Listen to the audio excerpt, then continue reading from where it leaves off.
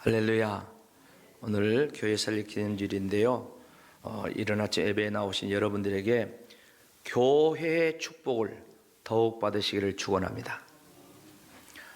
물질의 축복을 받아라 또는 자녀의 축복을 받아라, 이런 말은 우리가 흔히 쓰는 말인데, 교회의 축복을 받아라 이 말은 잘 안 씁니다. 그런데 곰곰이 생각해 보면 우리 성도들은 교회의 축복을 받아야 돼.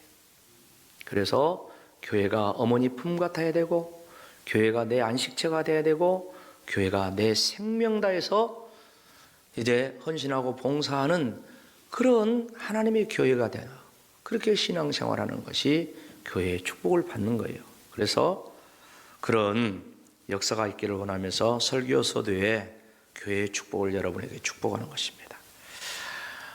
우리 구례 땅에 복음이 증거된 지가 아주 오래됐습니다. 우리 교회가 가장 오래된 교회니까 우리 교회의 태동기 역사를 쭉 보면, 구전에 이르는 내용까지 보면 1894년, 1895년이 갑오경장이죠. 우리 역사적으로 아주 중요한 때인데, 1894년에 미국에 유학을 갔는지 아니면 이민을 갔는지 모르지만은 고영표라는 분이 이제 귀국을 해서 이 구례 땅이 아마 자기 고향이지 않나 싶은데 와가지고 예배를 드리면서 이제 교회가 태동했다, 이렇게 전해져 내려오고 있습니다. 그러나 이제 구한말을 이렇게 역사의 소용돌이 속에 보내면서 교회가 이제 자리 잡지를 못했어요. 그래서 이제 교회가 자리 잡은 그런 역사를 볼 때, 뭐 중앙교회는 1904년으로 이렇게 씁니다마는 저희 교회는 교회 이름을 교회 구례 읍교로 정한, 이제 그게 이제 날짜가 1908년 8월 2일로 이렇게 기록이 되고 있어요. 그래서 교회 이름을 내세운 그때로 교회 설립, 이제 창립하고 설립은 조금 다르거든요. 교회 설립 이렇게 정하고 이제 나오고 있습니다.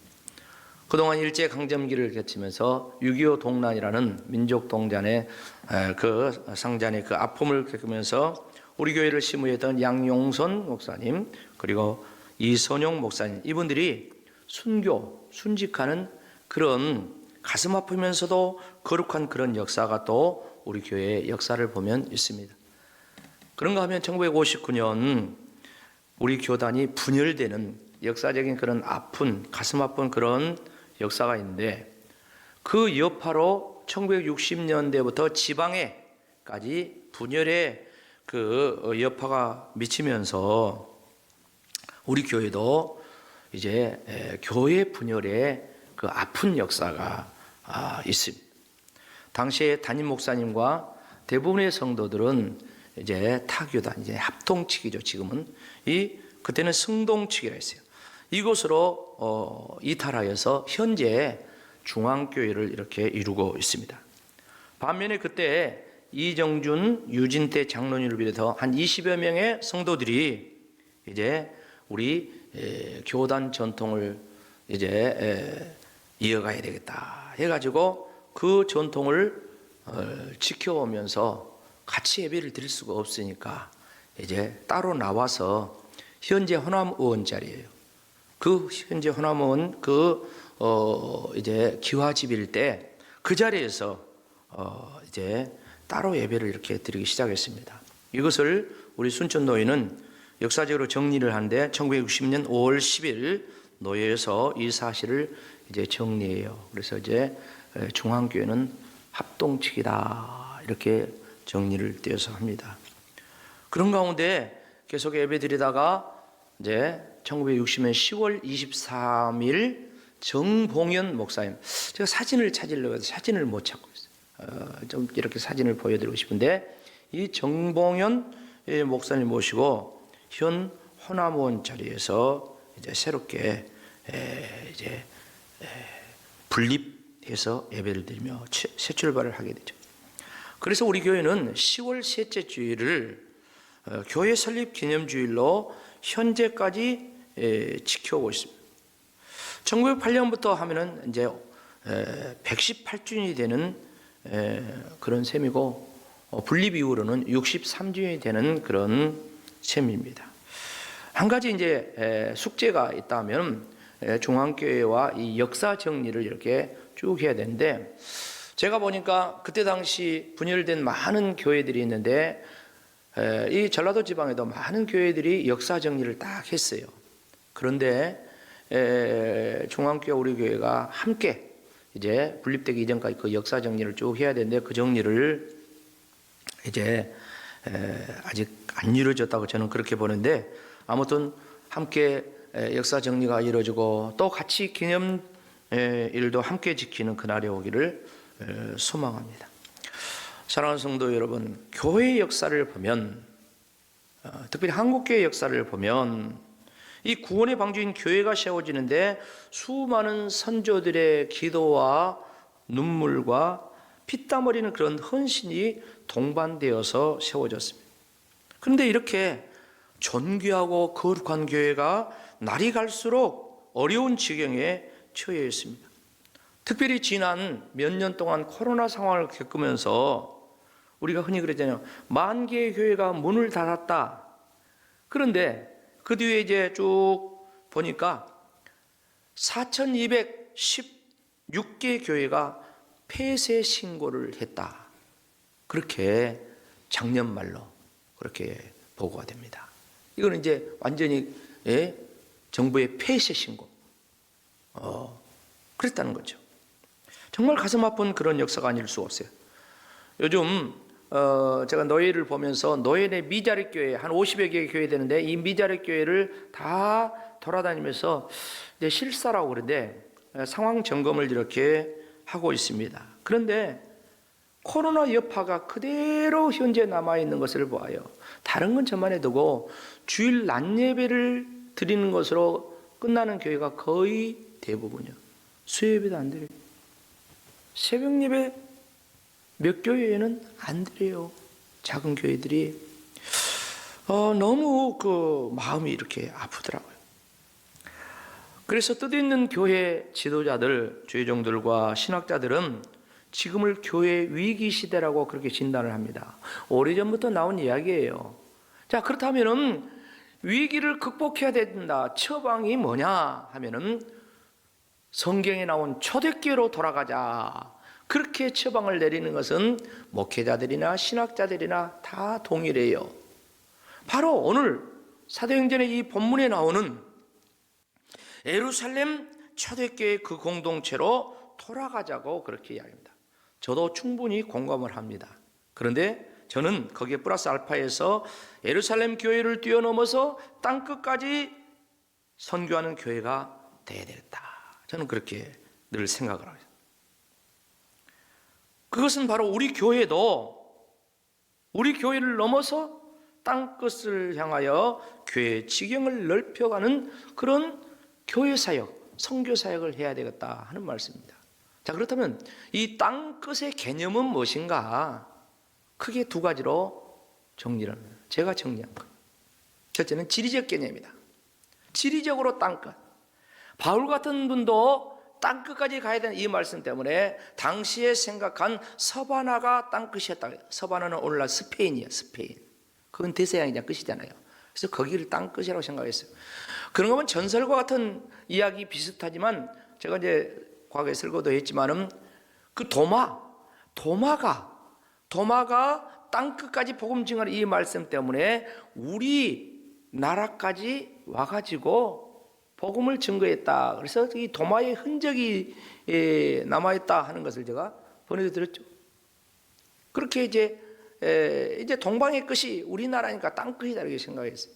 이런 식으로 이 지리적 개념으로 땅끝을 이야기하는 이제 이게 하나가 있고, 하나는 뭐냐면은 복음적인 개념으로 이제 땅끝을 이해할 수가 있다. 다시 말해서 복음이 들어가지 않는 그곳은 무엇이다? 땅끝이다.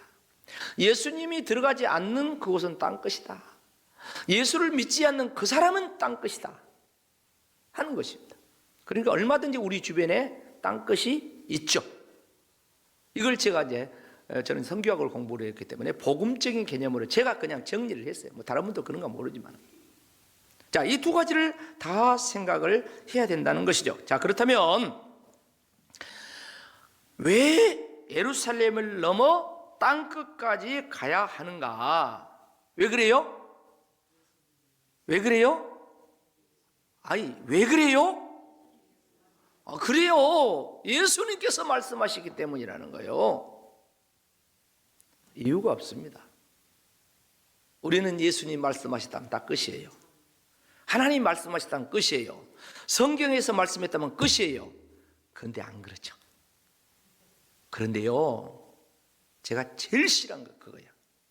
주님은 말씀했다는데, 그런데요, 그걸 제가 제일 싫어한다, 개인적으로. 주님이 말씀하기 때문에.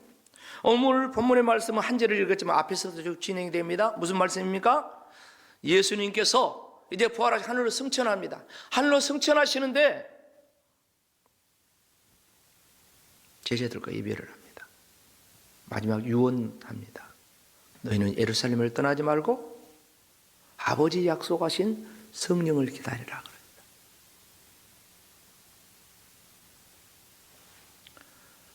아버지 약속한 성령을 기다리래.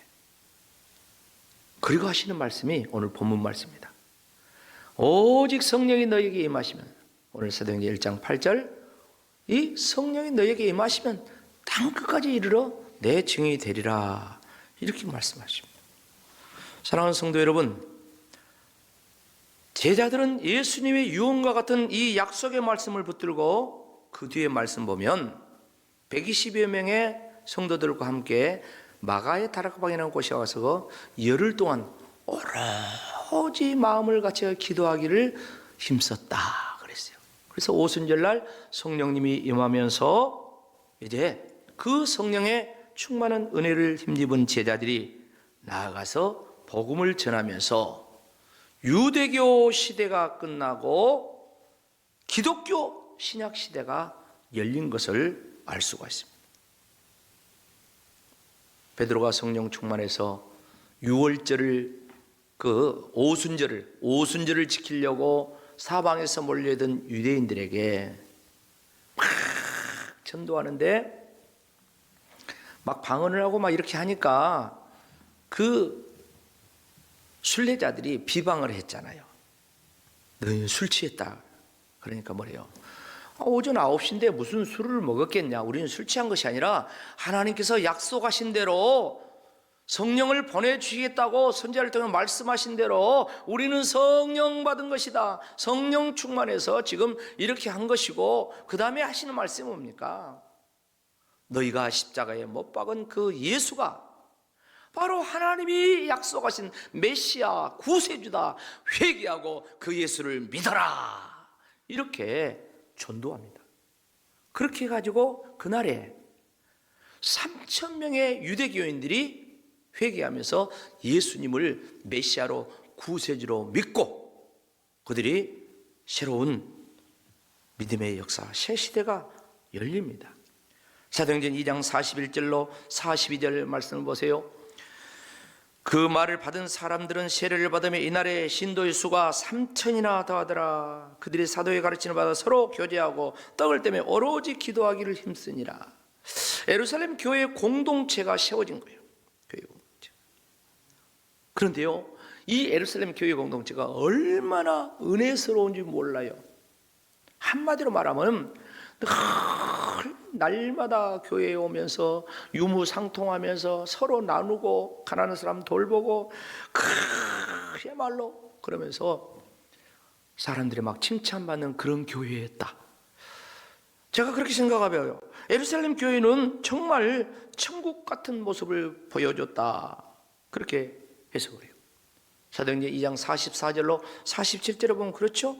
다 같이 한번 읽어봅시다. 시작. 믿는 사람이 다 함께해서 모든 물건을 서로 통용하고 또 재산과 소유를 팔아 각 사람의 필요를 따라 나눠주며 날마다 마음을 같이 성전에 모이기를 힘쓰고 집에서 떡을 떼며 기쁨과 순전한 마음으로 음식을 먹고 다 같이 47절 하나님을 찬미하며 또 온 백성의 칭송을 받으니 주께서 구원받는 사람을 날마다 더하게 하시니라. 아멘. 야, 천국 아닙니까? 엄청난 역사예요. 서로 사랑하면서 서기들의 있는 것을 서로 물건을 서로 통용했대요. 재산을 팔았대요. 전답을 팔았대요. 그래가지고 가난한 사람들 나눠줬대요. 날마다 성전에 모여서 예배하고 기도하고, 그리고 집에서 구역 예배, 목장 예배 드리면서 거기서 함께 예배하면서 떡을 떼면서 쫙 이렇게 하면서 하나님을 찬미했다. 그래서 칭찬받는 역사, 온 백성에게 칭송을 받았다. 이것은 교회 안에 사람들에게 받았단 말이 아니라 교회 안 다닌 사람들, 유대인들에게, 유대교인들에게 칭찬을 받아요. 그래서 하나님께서 날마다 구원받는 사람을 막 보내줬다. 놀라운 역사죠. 그런데 문제는 이후의 성경을 보면 예루살렘 교회는 예루살렘을 넘어서 사마리아와 땅끝으로 가야 되는데 예루살렘에 갇혀 있어요. 3,000명, 5,000명으로 교회가 부흥이 됐어요. 그런데 날마다 자기들끼리 모여서 예배도 드리고 또 서로 필요를 따라서 이렇게 구제도 하고 나눠주고 또 봉사도 하고 그랬는데, 그들은 예수님께서 명령하신 대로 복음을 들고 사랑을 안고 유대와 사마리아와 땅끝으로 나가야 되는데 예루살렘에 갇혀 있는 거예요. 무엇 때문에 그랬을까요? 이유가 뭘까요? 성경을 전반적으로 연구를 해보면 바로 민족주의 때문에 그런 것입니다. 민족주의 장벽. 그러니까 우리는 하나님께 선택받은 선민이다. 유대인들만 구원받는다. 유대인들만 하나님의 자녀가 된다 하는 그런 잘못된 민족주의, 이게 사마리아를 못 가는 거야. 이게 땅끝을 향하여 못 가는 거야. 이게 얼마나 안타깝습니까? 지금도 보면은 민족주의가 이 21세기의 대명천지의 미국에서, 유럽에서 막 테러로 나오고 막 그러지 않습니까? 이스라엘, 팔레스타인 전쟁도 마찬가지예요. 다 그 민족주의가 그렇게 난 거예요. 그런 가운데 결국 고인물이 썩는다고 그 교회 안에서도 불상사들이 일어나는데, 아나니아 삽비라 부부는 전답을 팔아서 헌금을 하다가 성령을 쏘겼다고 해가지고 즉사해버렸어. 헌금하다가 즉사해버렸다면 얼마나 기막힌 일입니까? 사도행전 5장 3절 5절 2절 말씀 보겠습니다. 베드로가 이르되 아나니아야 어찌하여 사탄이 네 마음에 가득하여 네가 성령을 쏘기고 땅값 얼마를 감췄느냐? 5절은 다 같이 시작. 아나니아가 이 말을 듣고 엎드러져 혼을 떠나니 이 일을 듣는 사람이 다 크게 두려워하더라. 전답 팔아서 헌금하다가 죽었다니까. 사탄이 가득해서 성령을 쏘게 거짓말해가지고, 정말로 안타까운 일이죠. 그뿐입니까? 교회가 서로 구제하고 봉사를 합니다. 가난한 사람 도와줍니다. 특별히 과부들 구제합니다. 과부들 구제하는데 어떤 일이 벌어집니까? 사도행전 6장에 가면은 그런 일이 벌어집니다. 저 헬라파 과부들이 불평불만합니다. 왜 그렇습니까? 히브리파 과부들은 더 많이 주고 왜 우리는 안 주냐? 이 말이 무슨 말이냐면, 헬라파 과부란 말은 유대인은 유대인인데 이방 지역에서 이민 갔다가 돌아온 사람들, 그 사람들 가지고 헬라파라 그래. 히브리파 본토백이, 과부는 과부인데 여기서 쭉 태어났고 여기서 쭉 이렇게 이제 시집가고 장가고 살다가 과부된 사람 본토백이. 그 예수 정신은 어떻습니까? 이 본토백이들을 더 많이 줘야 돼요? 아니면은 저 나그네 생활하고 서름 받고 저 이민 갔다가 거기서 못 살고 아이고 고향으로 우리나라로 돌아오자요, 이 사람들을 더 도와줘야 되겠어요? 예수님 정신은 헬라파를 더 도와줘야 되잖아요. 그게 맞죠? 그런데 그것 때문에 이제 난리가 난 거예요. 사도행전 6장 1절 한 절 말씀 보면 그렇죠? 그때 제자가 더 많아졌는데 헬라파 유대인들이 자기의 과부들이 매일의 구제에 빠짐으로 히브리파 사람을 원망했다 하는 거예요.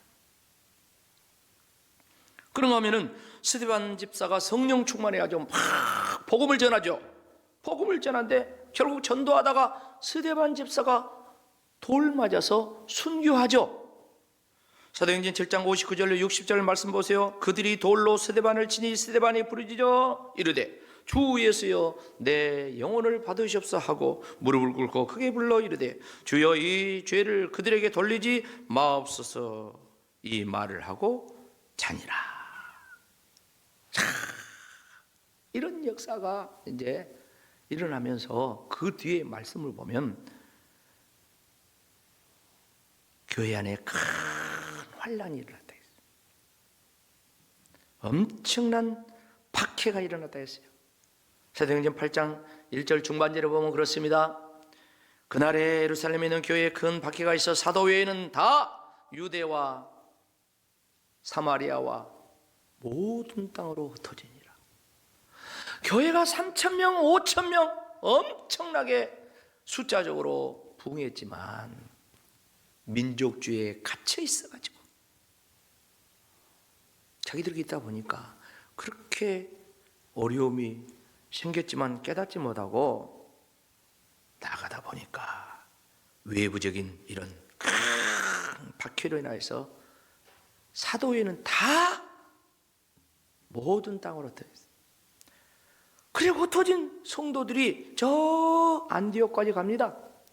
안디옥까지 가가지고 그 안디옥에서 이제 전도해서 교회 다니는 예수 믿는 그런 사람들이 생겨났다고 사도들에게, 예루살렘 교회는 사도들에게 소문이 들린 거예요. 그래서 이방인들 그들에게 복음이 증거되었다고 확인해보자 하고 바나바 사도를 이제 안디옥에 보내서 살펴보라고 그렇게 한 거예요. 근데 가서 보니까 보여요. 보인데 바나바가 본 게 사람도 이렇게 교인들도 있고 또 그 교인들의 표정도 봤어요. 그 표정은 뭡니까? 은혜가 있는 거예요. 사도행전 11장 22절 23절을 보세요. 다 같이 읽어봅시다. 시작. 예루살렘 교회가 이 사람들의 소문을 듣고 바나바를 안디옥까지 보내니 그가 이르러 하나님의 은혜를 보고 기뻐하여 모든 사람에게 굳건한 마음으로 주와 함께 머물러 있으라 권하니. 보세요. 바나바가 안디옥에 가서 성도들 속에 은혜를 받다 했어요. 여러분, 저와 여러분의 모습을 이방인들이 또 주변 사람들 볼 때 은혜가 보여야 될 줄로 믿습니다. 은혜로운 모습이 보여. 은혜로운 모습이 은혜를 보고 막 기뻤다겠어요. 은혜를 보고. 사랑하는 성도 여러분, 우리가 정확히 봐야 됩니다. 안디옥 교회는 목회자가 없어, 사도가 없었어요. 그런 가운데 성령님의 역사로 평신도들이 전도해가지고 하나님의 부흥의 역사와 또한 하나님의 은혜가 성도들에게 드러나는 이런 정말 아름다운 역사가 있어요.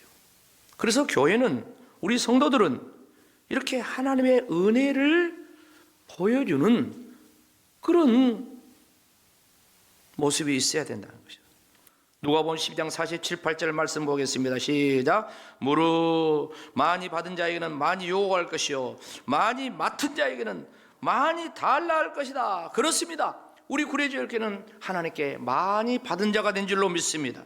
많이 받은 자예요. 그래서 우리 교회는 많이 받은 자로서 저 안디옥 교회처럼 이 지역사회에 이제 플랫폼 교회가 돼서, 플랫폼 그건 사람들이 왔다 갔다, 기차역 플랫폼 왔다 갔다 하잖아요. 그래서 오고 가고, 안디옥 교회도 마찬가지야. 그러면서 주님의 복음을 전하며 하나님의 사랑을 증거하는, 그래서 미래로 도약하는 이런 교회가 되는 꿈과 소원을 안고 나아가는 저와 여러분 되기를 주의 이름으로 축복합니다. 아멘.